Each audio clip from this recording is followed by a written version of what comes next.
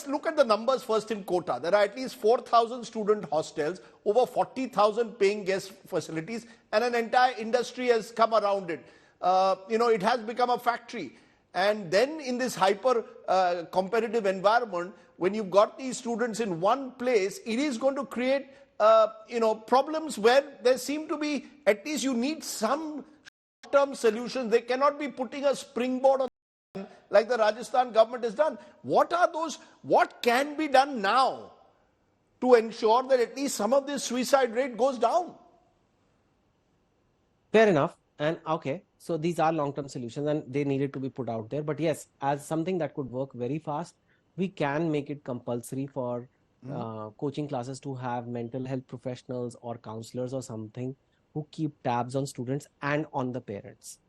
You have to remember, if it's a minor committing suicide, they are minors. They don't have the agency. They're not adults to make decisions for themselves. And anybody committing suicide is not making the right decision.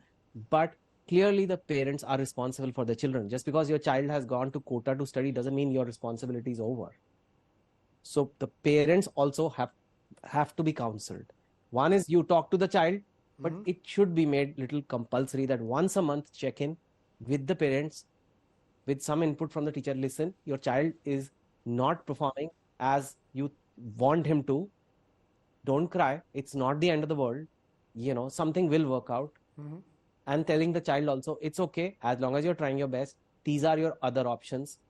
If you can have people at coaching centers, I know it's not their primary mandate, saying, if you are the 95% who didn't get in, here are some other paths for you. They may not be as beautiful as you would like them to be, but here's the next step for you, so that they don't think the next step is to find a fan. And the same thing for parents, and this can be at least compulsorily done.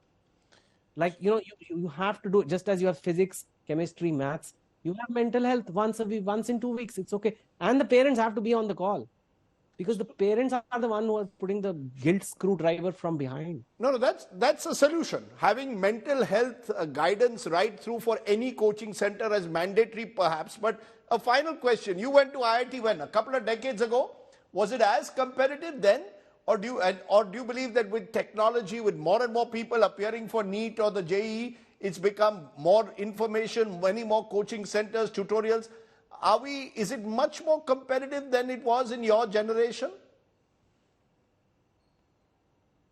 It was pretty mad, Rajdeep. It was pretty mad to get in. Only thing is, we didn't have the awareness. We didn't have the news coming. We didn't have like social media to share that, oh, today one more suicide happened. We didn't have that. And of course, maybe because of the lack of the news that, okay, this child made it, this child got a 1 crore salary out of IIT, this child created a unicorn out of IIT, all that pressures weren't there, right? It was just like, okay, IIT is a good college, study for it. But it was pretty damn hard. Even then, it was hard. We didn't have a Kota, was just kind of starting. I didn't go there, but it was just kind of on the early stages. So we didn't have the kind of dedication that you just send for me, I've been to Kota, God bless. I have many clients there. Many institutes have called me for talks and everything. So no offense to them. But when I see how difficult it is to survive there for a 15-year-old, I wouldn't send my child there. No offense. I think people there are well-meaning.